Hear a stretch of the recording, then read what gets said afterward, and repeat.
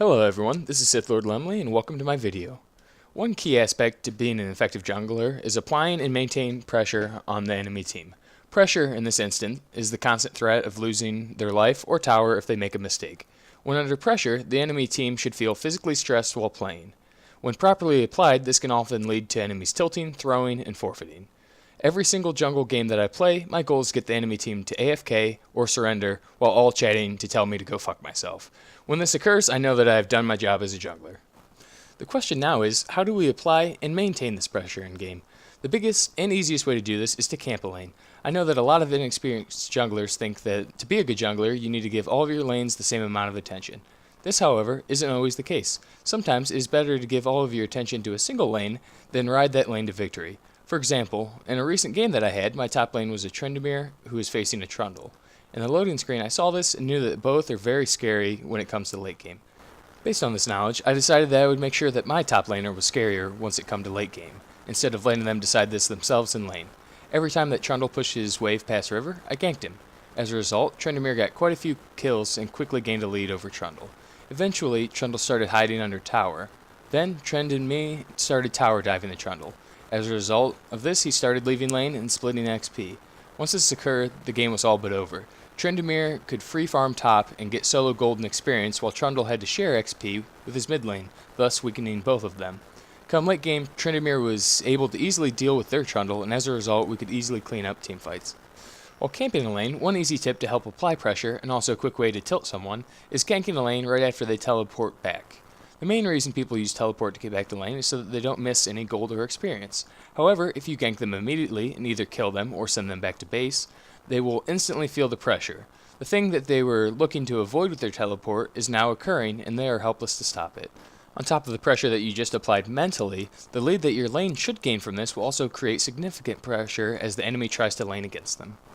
One warning, however, when camping a lane. If you gank a lane 2 or 3 times, yet they are still behind, it is time to stop camping this lane.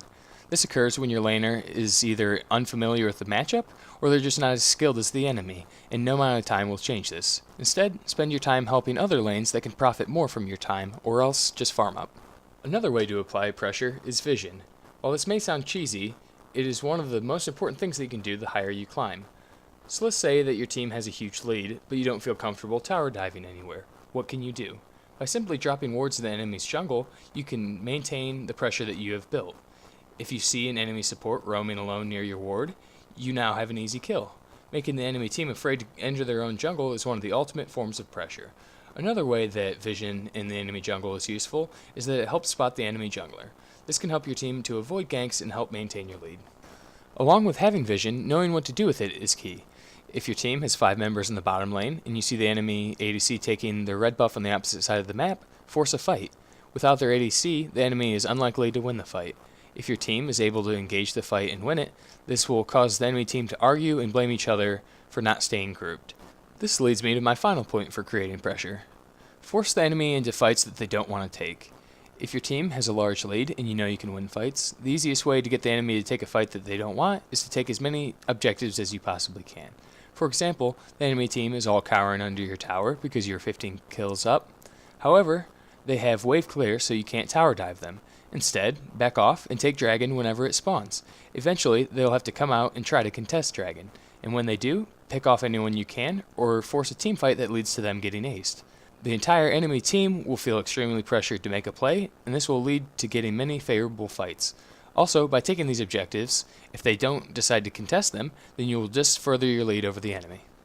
Remember, if you have gained a lead, take as many objectives as you can and control as much vision on the map as possible. Don't become complacent and just go farm your jungle.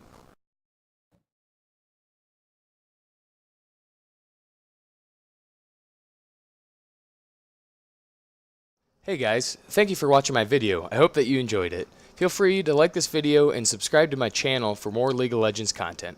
Catch me streaming over at twitch.tv/SithLordLemley. Stream times are posted on my Twitch profile. Thanks again, and I'll see you in my next video.